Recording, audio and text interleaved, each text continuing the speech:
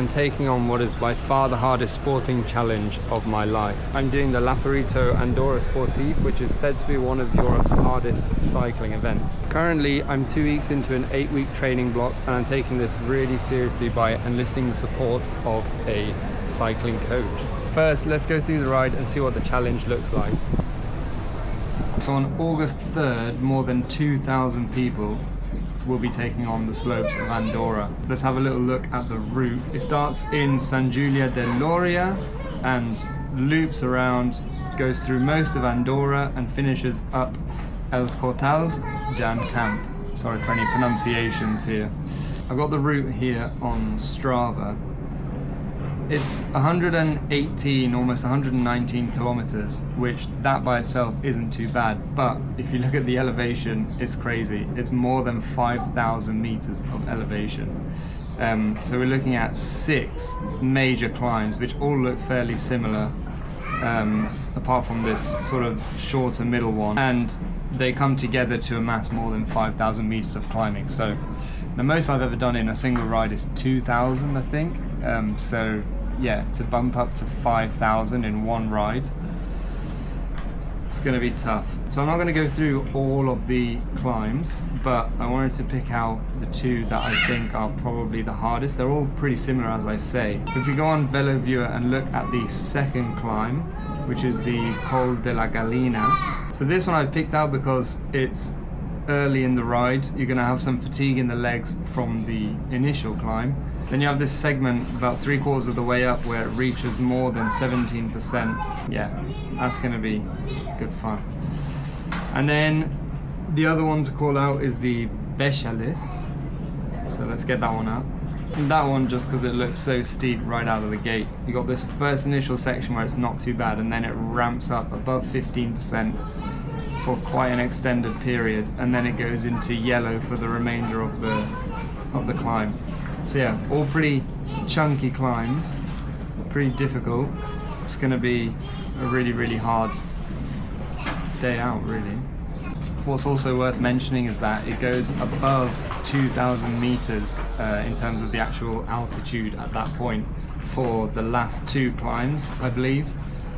So yeah, dipping into sort of high altitude stuff, which obviously I live here at sea level, so yeah, definitely not going to be used to that. That's going to be a real shock for me. So the main things I really need to consider are race day fueling and nutrition, staying hydrated in the heat, because early August it could be quite warm on the climbs. And then there's 6 long draining climbs, so can I sustain my sort of climbing power for all that time, and also with the accumulated fatigue over the length of the ride. And then the main thing to worry about is what's my training plan going to look like over the next 8 weeks before we get to the race day. So that's what the event looks like. Yeah, going to be a real tough one. I'm actually pretty nervous about doing this. Right, let's grab a coffee and then we can talk about the training and how I'm prepping for the event.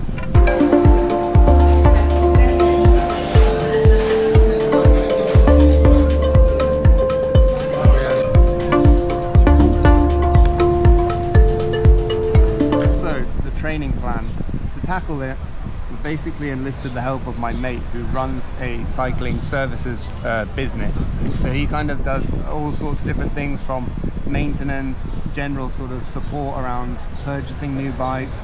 You can go to him for advice. He also helps people building out training plans and race strategies and different things like that. So he's my mate, so he's kind of helping me on the side. I am giving him some money and supporting his business at the same time, but he's not like a full-on 100% cycling coach that is analysing all of my data and producing a plan. He's helped me basically produce a weekly sort of training plan that I'm trying to stick to, and then I just go to him as and when for advice, you know, should I do this, should I do that, and different and sort of stuff around that. He's also really helped with the race strategy. So on the race, it's obviously not a race in the sense of, like, I'm not trying to win anything, I'm not trying to set a good time. Like, I've just spoken about the challenge that it is, and with all that amount of climbing, I'm not looking to do it in a fast time. Actually, my aim for the race is to ride as slow as I possibly can up the climbs to keep myself under the threshold as much as possible.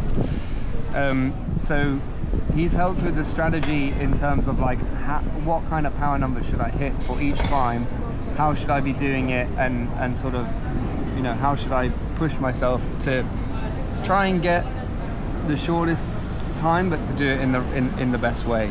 So I'm not looking to get a short time, but I also don't want to be spending days and days, you know, stuck out there on the side of the mountain in Andorra. So we started the plan 8 weeks out from the race, which is going to be in the first week of August. And the main sort of aim of the plan is to try and increase my threshold power ever so slightly. So I'm currently sitting at an FTP of about 260 watts. So my sort of just sub threshold, we're looking at 230, 240 watts. So my aim is to try and hit around 230 watts for most of those climbs that we're looking at. Maybe not for the whole climb, you know, that'll be like an average with rest and things like that. There'll be some sections where the climb goes above 15% and I'm gonna have to do more than 250 watts just to keep going on the bike. So there'll be some short spikes of power as well. But the main aim for the training plan is to try and lift that threshold power a little bit.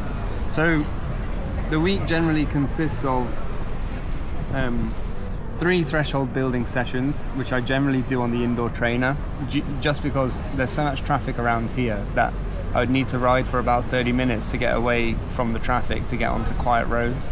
The roads are amazing once you do that, but during the week I just don't have time to be riding for 30 minutes and then do an interval session and then come back.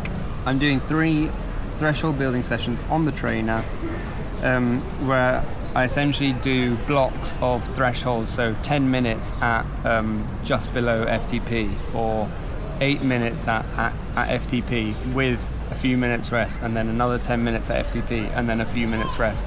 And you repeat that over the course of an hour with a warm-up and a cool down.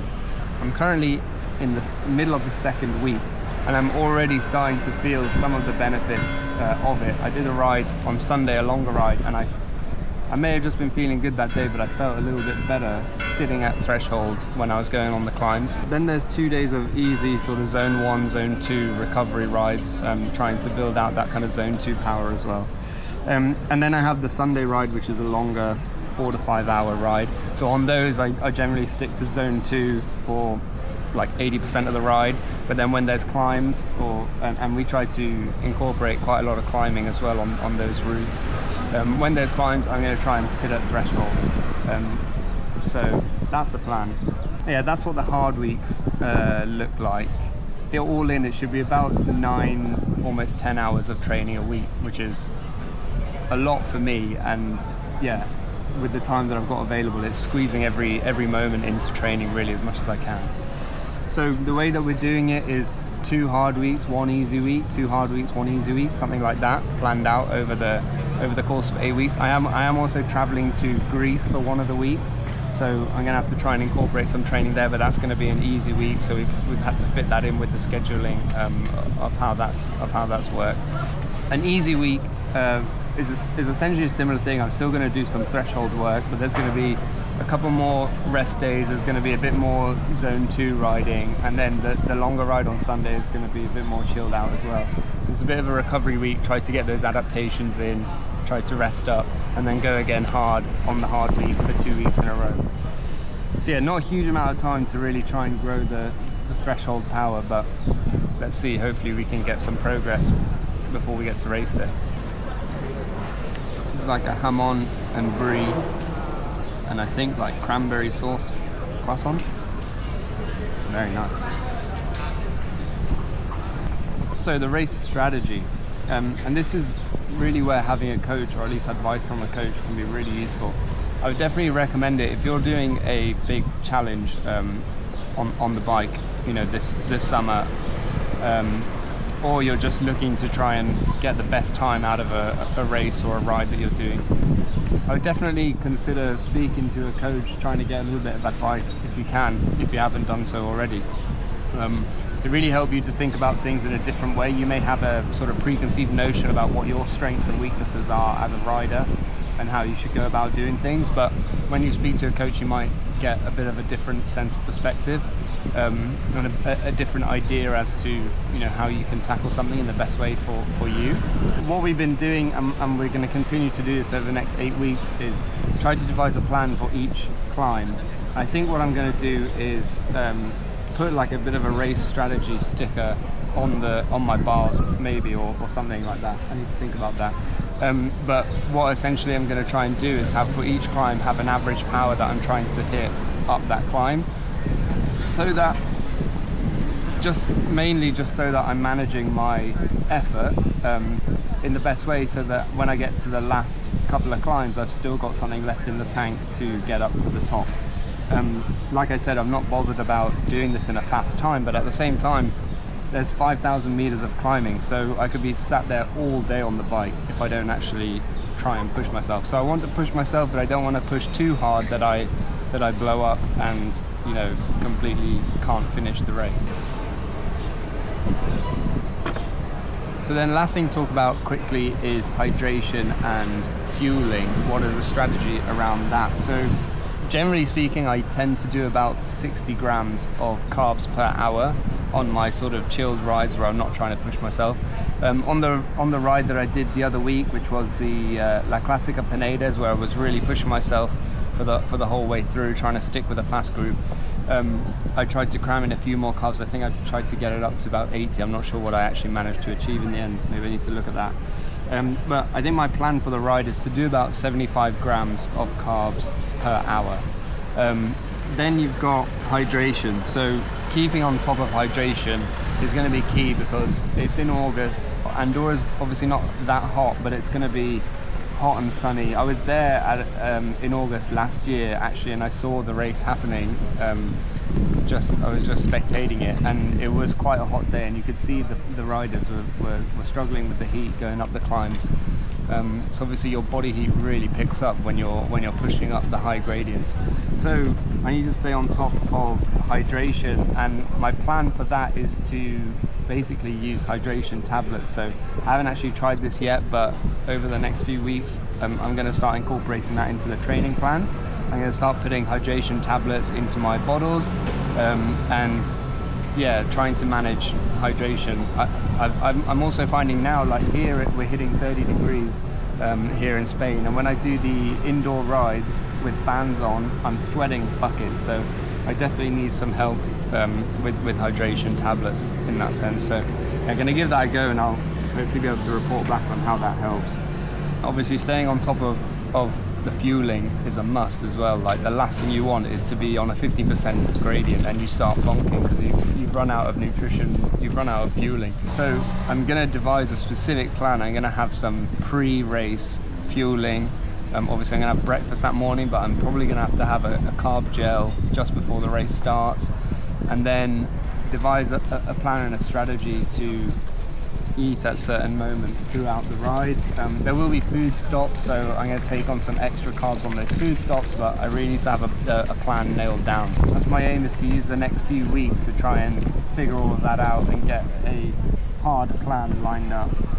So yeah, that's pretty much it really. I'm currently on a zone 2 training session. I've done about 45 minutes. I've got another 15 minutes or so to go, so I'm just going to cruise on back home and get that session done. And then tomorrow I've got a climbing simulation sort of threshold session on the trainer in the morning, and then Sunday the longer rides. So yeah, I just wanted to do this video as like a little chat about what the strategy is going to be, a little bit of a chat about the ride, and yeah, kick things off really. So if you're interested in keeping track of my progress, how my training's going, how my strategy is developing, and then how the actual ride and the race goes come race day, then yeah, please feel free to subscribe to the channel. I'll be putting out some more videos of training. I'm thinking I might do like a week of training, so I'll do a short video on each day of the week showing my training, and then group that all into one video.